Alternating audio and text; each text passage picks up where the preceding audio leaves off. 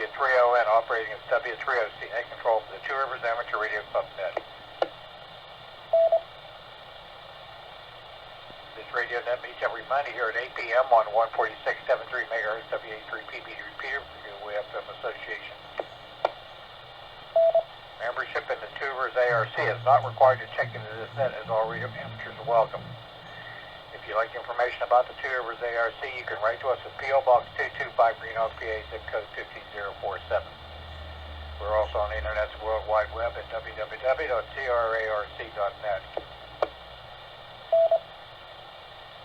Radio Club meetings are held on the third Tuesday of every month except August. This year, except August. At the Plain Hill Volunteer Fire Department, 409 Oxford Avenue in Lucas, PA.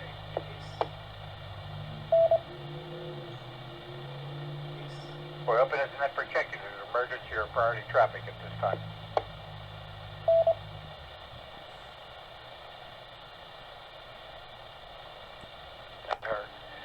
Okay, please, when you check into this net, give your call sign slowly and phonetically. You spell out your call sign and let me know if you have any announcements for this radio net. Okay, at this time, I'm going to take some check-ins. Are any officers at Two Rivers ARC wish to check into the Two Rivers net? W30C. This is Whiskey, Uniform 3, Uniform Portable, Curtin and Elizabeth, no traffic. W30C. Please recognize November 3, Juliet, Hotel Bravo, Jim and McKeesport. Good evening to everyone on the net. Welcome back, Chuck. No other traffic. W30C. Please recognize Kilo Bravo 3 Whiskey Papa, Bill with W3 DTP Dell. Good evening to all. No traffic. Hey, we have Dell back. Let's go. I'm glad we have him back. Okay, I got Whiskey Uniform 3 Uniform Portable, Alpha November 3 Juliet Hotel Bravo, Kilo Bravo 3 Whiskey Papa with Mr. 53 Double Tango Papa. Any other members of the Two Rivers ARC Board of Directors wish to check?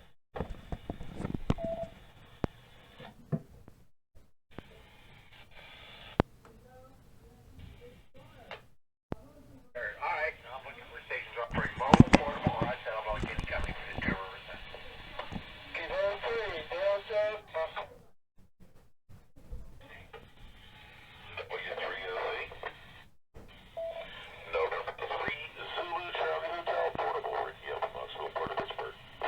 W30C. Okay. Here's Kilo. Montana County. Stormy, Beaver County. Good evening, Chuck. Stormy. Yes, indeed. W30C. KC3TWO. John in Heidelberg. Please copy Kilo Bravo 3 Oscar X-Ray Hotel Bill in Hancock County, West Virginia. W30C. W30C, please recognize Whiskey America 3 Alpha Hotel Charlie. Antonio here in Pittsburgh. Good evening to you, Chuck, and those on the net. I have no traffic. W30C. This is Kilo Alpha 3 Kilo Sierra Papa. Jim Portal in calm weather conditions, Carnegie. WA3PBD Andy Portable in West Mifflin. W. Here's Kilo Alpha 3 Zulu Japan Whiskey, Dave Portable and Plum. Good evening, Chuck. W30C. Please copy Kilo Charlie 3 India Romeo Foxtrot Mobile in Overbrook. Good evening. W30C. This is Kilo Alpha 3, Kilo Echo Victor. Denny Mobile in Plumboro. Good evening. No traffic. W30C. Control. Recognize Kilo 3 Charlie Romeo Oscar. John Baldwin. No comments. No traffic.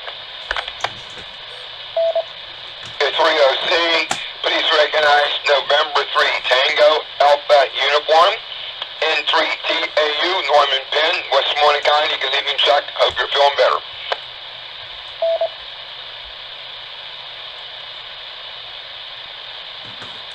Okay, thank you. It's W3OT. Got a bunch that time. Let me see. Got Kilo 3 Delta Papa Portable, November 3 Zulu Charlie Hotel Portable, Kilo Bravo 3 Victor Sierra Papa, Kilo Charlie 3 Tango Whiskey Oscar, Kilo Bravo 3 Oscar X-Ray Hotel, Whiskey America 3 Alpha Hotel Charlie, Kilo Alpha 3 Kilo Sugar Papa Portable, Kilo Alpha Whiskey America 3 Papa Bravo Delta Portable, Kilo Alpha 3 Zulu Japan Whiskey Portable, Kilo Charlie 3 India Radio Foxtrot Mobile, Kilo Alpha 3 Kilo Echo Victor Mobile, Kilo 3 Charlie Radio Oscar, and November 3 Tango Alpha Uniform. Okay. Anybody else? Mobile, portable, or outside of Allegheny County for the Two Rivers net?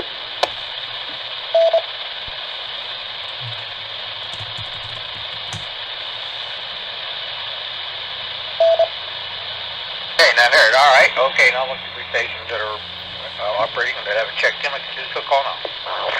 W3OC. This is November 3, Papa Sierra Uniform. Chuck in Pittsburgh. Hello, Chuck and everyone on the net.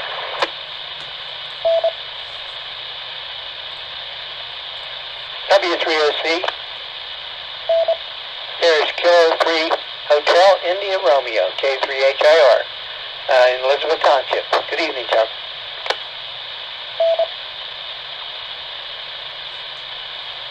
Okay, got November 3 Papa Sierra Uniform and Kilo 3 Hotel India Radio. Anybody else? W3OC. Hello, Charlie 3, Tango Yankee Delta, Mike in the East End. Hello, Chuck, and everybody on the net. W3OC. Kilo Charlie 3, Uniform India Juliet. This is Chris in Penn Hills. Just want to say hello to everybody on the net. It was good seeing everybody from Two Rivers up at the Skyfest Swap and Shop. No traffic for the net.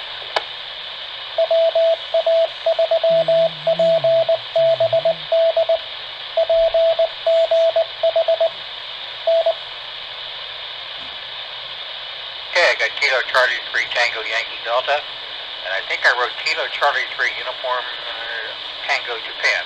Maybe I got that wrong. Is that be corrected?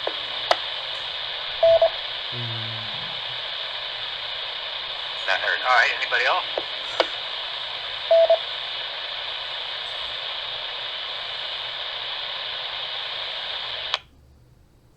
Okay.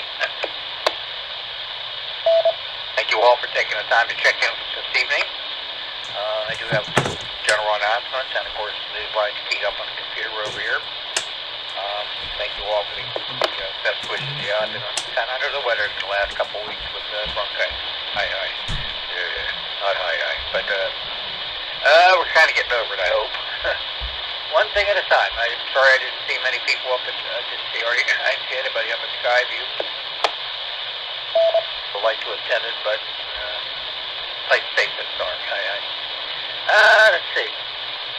Let's see, other announcements. Let's see, the Two Rivers ARC has a gathering on the second Saturday of every month. It's called the Hands and Eggs Breakfast. Starts at 9 a.m. and it's currently being held at the Dead End Diner, 314 Portview Avenue in Portview, PA. Also, we have another radio net on Wednesday evenings at 8:30 p.m. Operates on the link 147.12 megahertz and 442.250 megahertz repeaters. Let's see, look at the calendar of things coming up for September for the Radio Club, Two Rivers ARC. Like September 10th will be the Hands and Eggs Breakfast. That's at 9 a.m. over at the Dead End Diner. September 13th, we have an exam session coming up at the Blaine Hill Volunteer Fire Department. Starts at 6:30 p.m. That's 409 Oxford Avenue in Elizabeth, PA. And September 20th is the Two Rivers ARC Club meeting. That's also the election of officers, and also the membership renewal period starts September 1st, and that runs to the end of October. So those are some of the radio club activities coming up.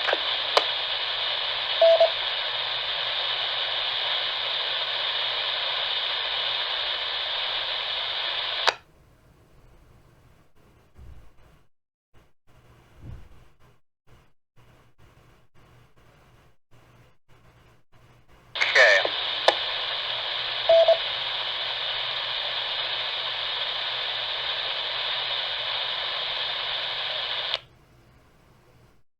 Find my kind of list of things that are coming up.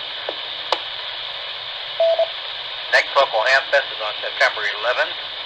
That's sponsored by the Butler County Amateur Radio Association. That's at the Unionville Volunteer Fire Department, 102 Mahood Road in Butler, PA. And there's a Hamfest coming up in Cleveland on the 25th. I don't have that information written down. I should have it written down, but I think, okay, I'll try to have more for that maybe next week.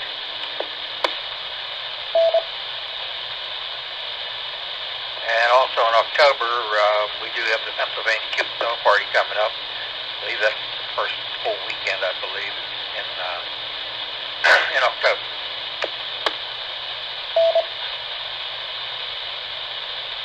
Okay, that's kind of what I got on my calendar here. Okay, does anybody need repeats for any neighbor? That's 306.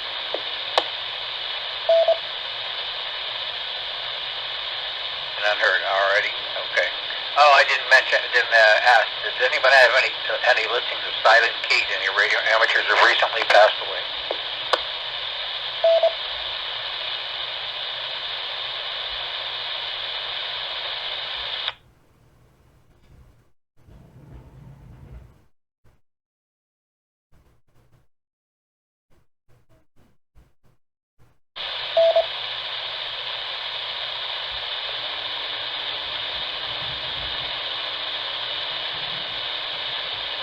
Amateur Radio Newsline Report number 2339 with the release date of Friday, August 26, 2022 to follow in 5, 4, 3, 2, 1. The following is a QST. Experts call a national emergency alert system vulnerable to hackers. Students in Romania return from a 4-day soda outing. And Amateur Radio Newsline goes to Huntsville, Alabama to present its Young Ham of the Year Award. All this and more as Amateur Radio Newsline report number 2339 comes your way right now. From around the world, this is Newsline, Amateur Radio's first independent on-the-air news and bulletin service. Now reporting from Charleston, West Virginia, here's Jim Damra in a TNW. Our top story this week is about a word of warning experts have issued to the U.S. Emergency Broadcast Network, calling it vulnerable to hackers. Andy Morrison, K9AWM, brings us those details. The United States National Broadcast Network, which transmits child abduction alerts and severe weather warnings, is becoming increasingly vulnerable to fake alerts from hackers unless state and local governments fix security weaknesses in devices that connect to that system. That was the warning delivered recently by the nation's Department of Homeland Security, which repeated its cautionary message about the U.S. Emergency Alert System at a recent session of DEFCON, a major hacking conference held in Las Vegas, Nevada. Homeland Security officials said that ongoing vulnerabilities in the encoder-decoder devices enable hackers to transmit these bogus warnings over radio and TV stations. Cybersecurity researcher Kent Pyle, who is credited with discovering the vulnerabilities, told reporters recently that without a necessary software update for these devices, hackers can preempt broadcast signals, exploit web servers, and disrupt the legitimate system. He said the problem has existed for several years and has gone uncorrected.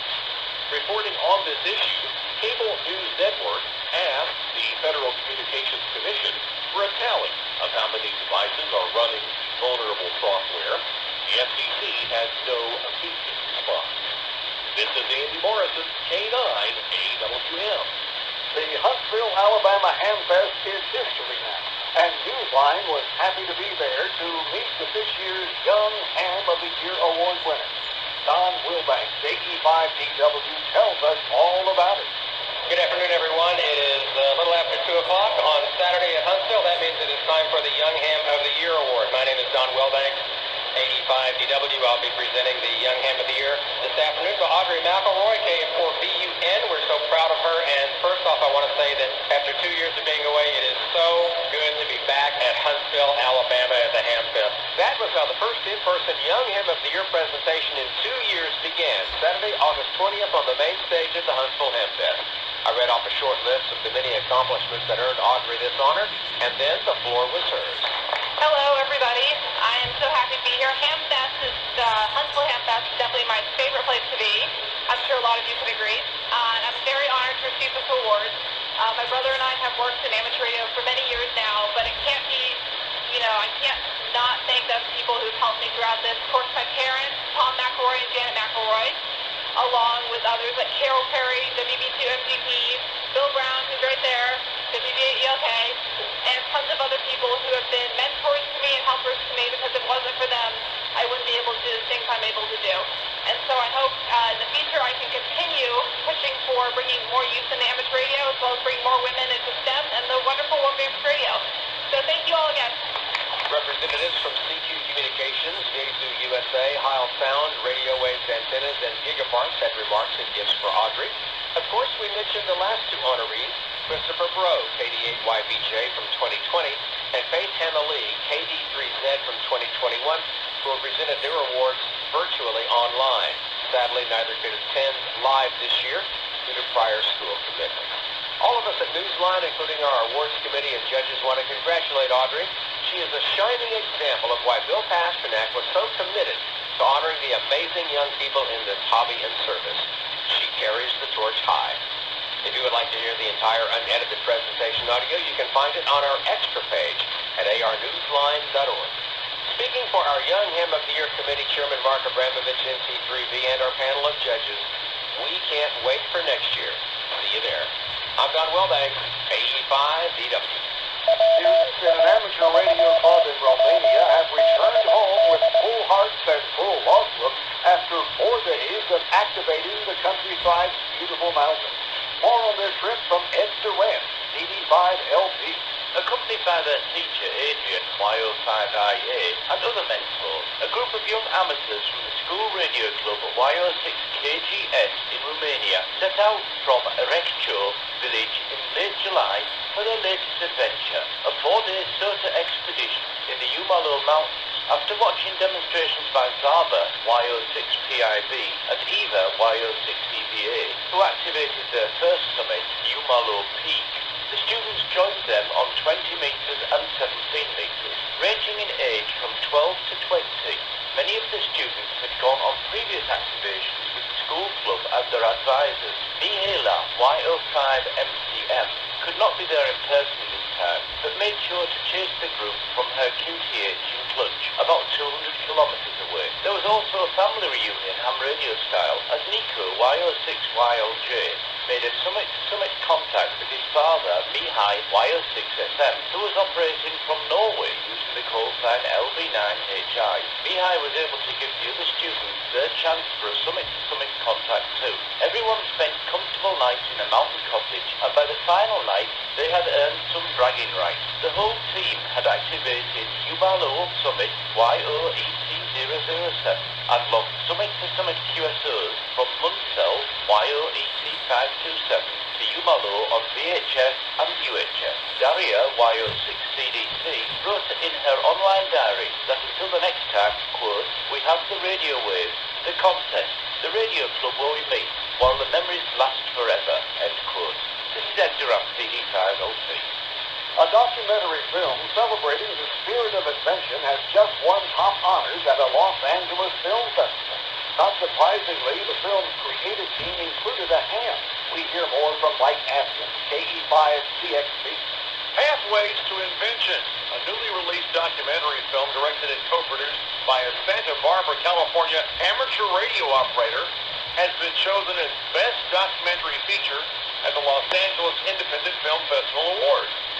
Levi C. Maya, K6LCM, is both a teacher and a tinkerer who believes that technology can be a driving force to power education. A proponent of the maker movement, Levi and his production partner, Noah G. Mark, followed 10 emerging innovators on their journey to become inventors. The film was made with the support of the Lemelson Foundation. At the festival, the film also received awards for and Best Director of a Documentary Feature. This year, Levi has been active on the education amateur radio on the International Space Station. He is also a life member of AMSAT and a board member of the Santa Barbara Amateur Radio Club. I'm Mike Askin, KE5CXB. India has just marked its 75 years of independence, and hams have been busy celebrating on the air. Jim Beecham, ZL2VHF, tells us some of the ways they're marking the occasion.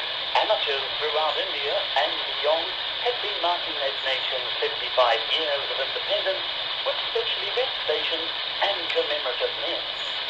Special event station 8075CW will be on the air using CW from September 1st through October 2nd from northern India.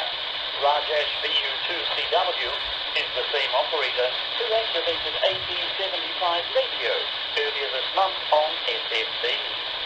Meanwhile, the Indian YL-net on the India Conference server on EchoNet marked the nation's independence with a series of guest net control operators during the week of Monday, August 15th. Guest net controllers on this daily net included Dr. S. Satyapal, VU2FI, Director of the Indian Institute of Ham, using the call sign AU75IIH, and Aprakash Kiani, VU2KOC, who runs a popular net in India. He used the call sign AU75KOC. India officially marked its independence on Monday, August 15th. This is Jim Meacham, ZL2VHF. Time for you to identify your station. We're To be exact, 40 miles north of the Gulf of Mexico and 10 miles west of the Alabama state line lies the friendly little town of Lucedale, Mississippi. Founded in 1901, population 24,762. And right in the heart of downtown Lucedale, on the corner of Mill and Main, you'll find a 4x4 wooden notched post known as the Scratchin' Post. From 1937 until 1993, there was a very popular 24-hour restaurant at that site known as the Coffee Pot, renowned for its 5-inch tall meringue pies. Well, the restaurant is long gone, a victim of progress and rerouted highways, but the Scratchin' Post still stands tall. And on Saturday, September 3rd, George County Aries will put it on the amateur radio map with the Scratchin' Post QSO party. You may be asking, why is it called the Scratchin' Post? It was a tradition when entering and exiting the restaurant to scratch your back against the post. Several famous spines found comfort in rubbing up against that hunk of wood. Baseball legend Dizzy Dean, country music legends Tennessee Ernie Ford and Ernest Tubb, actors Kirk Douglas, Gene Autry, and Roy Rogers, even Ronald Reagan in his Hollywood days, as well as Tom Lester, Ebb on Green Acres. You can scratch that radio itch by listening for K5K on 20 and 40 meters phone, as well as FT4 and FT8. Operating hours are 1300 to 2300 UTC on Saturday, September 3rd. They'll be operating field day style from the downtown city park. And if you're in that neck of the woods, stop by and enjoy some fine southern hospitality. Everything you need to know, as well as a picture of the Scratchin' Post, can be found on the K5K QRZ page. Sounds like the perfect excuse for a QSO party. I'm Don Wilbanks, AE5DW. A recent trip to the mailbox brought surprises for some hams. Some pleasant surprises, others not so pleasant. Sel Emby, KB3TZB, explains. The Volunteer Monitor Program, begun in 2020 as a cooperative effort between the FCC and the ARRL, recently released its report for July of this year. The program delivers commendations as well as notices of improper operation to hams as a way of boosting compliance with amateur radio license regulations. The latest commendations include a ham in Columbia, South Carolina, for helping amateurs complete programs for the Community Emergency Response Team and for assisting those involved in the county's Emergency Operations Center. Commendations were also given to hams in Poughkeepsie, New York, for conducting the Community Bulletin Board on a local repeater.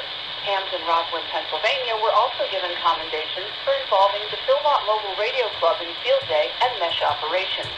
Meanwhile, notices for unlicensed operation were sent to logging companies in Washington State for their use of 2-meter amateur frequencies.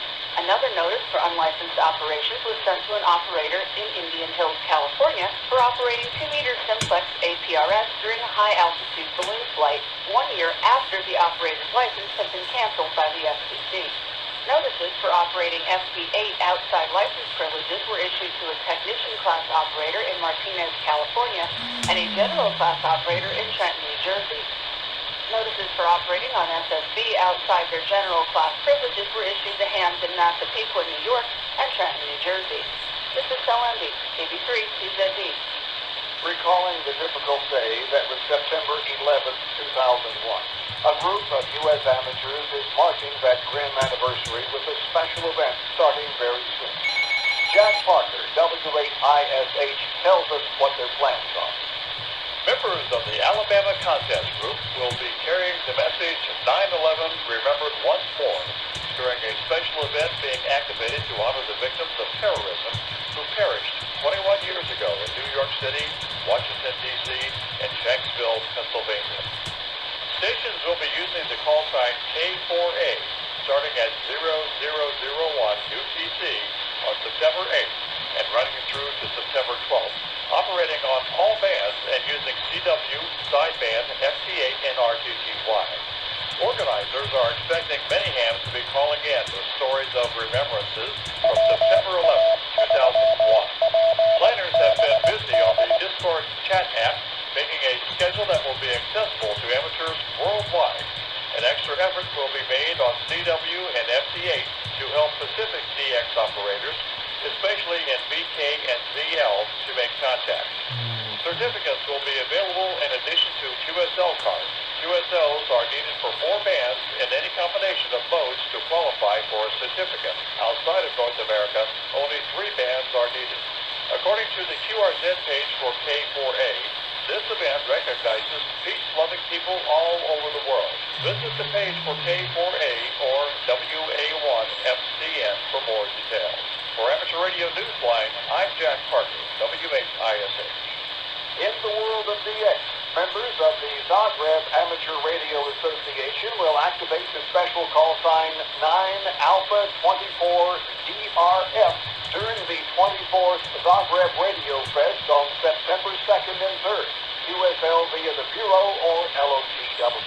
In Malaysia, the Taiping Amateur Radio Club and the Malaysian Amateur Radio Transmitter Society will be using the call sign 9M65MA from August 30th through September 1st. This is to mark the 65th anniversary of Malaysia's independence.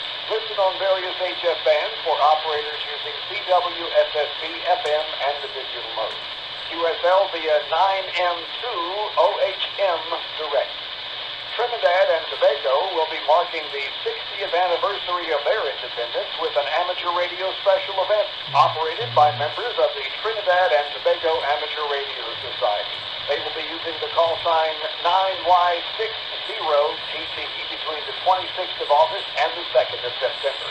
Listen on HF as well as the VHF band, where operators will be using CW, SSB, slow scan TV, digital modes, and moonbound. They will also be making use of satellite contacts and APRS via the International Space Station. Be listening as well on DMR, C4FM, D-Star, and Echolink. QSL using LOTW, Clublog, or QRZ.com. We end this week's report with a story about Field Day. No, not that Field Day. For this story, we're going straight to the field. The cornfield, that is. Ralph Squillaci, KK6ITV, brings us some kernels of wisdom. If you're stocking the newest and most unusual kind of antenna, look no further than the 2 8-foot-tall green socks that Kevin, K-O-K-O-V, harvested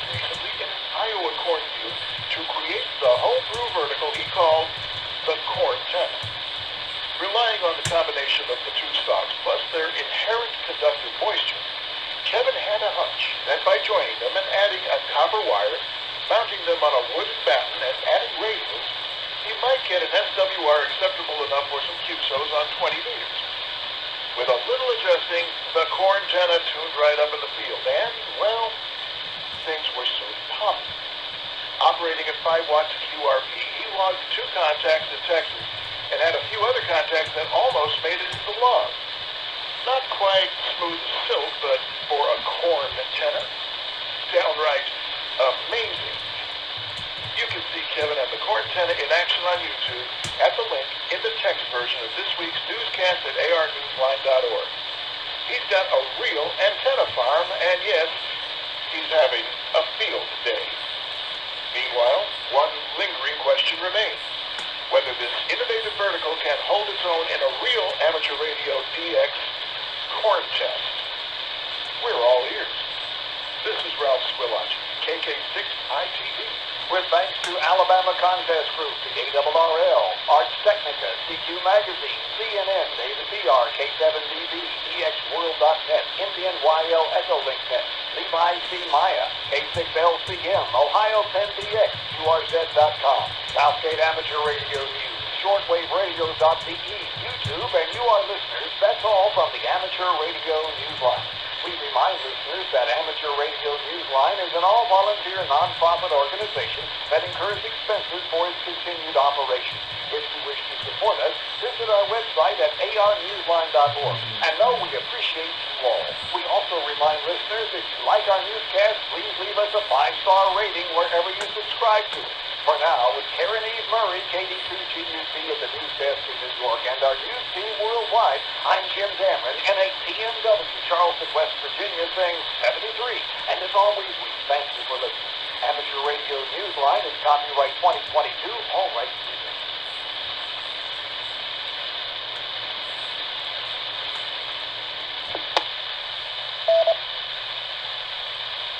What the fuck? Good evening. 8:33 p.m.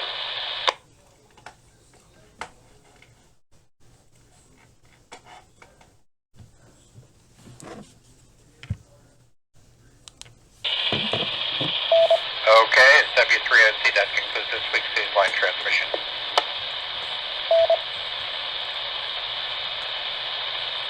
Okay, let's see, I don't have much more. While Newsline was running, I did a little bit of looking around on the internet, and I came up with a little bit of information. The Cleveland Ham Fest is on September 25th. It's in Berea, Ohio, at the Cuyahoga County Fairgrounds. They have a website, www.hac.org. And also, the Pennsylvania QSO party will be on October 8th and 9th. That's an HF operating event. It's where the world tries to work in radio amateurs in Pennsylvania. Very, very fun activity. A lot of hands in Pennsylvania operate down. Okay, that's kind of what I got. And then you repeat for any person, W3OC.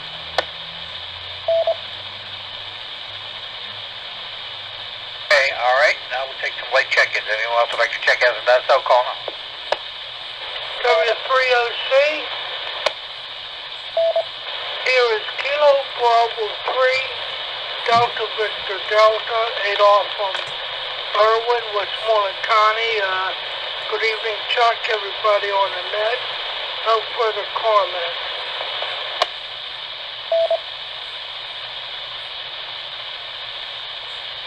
Okay, Kilo Bravo 3, Delta Victor Delta. Anybody else?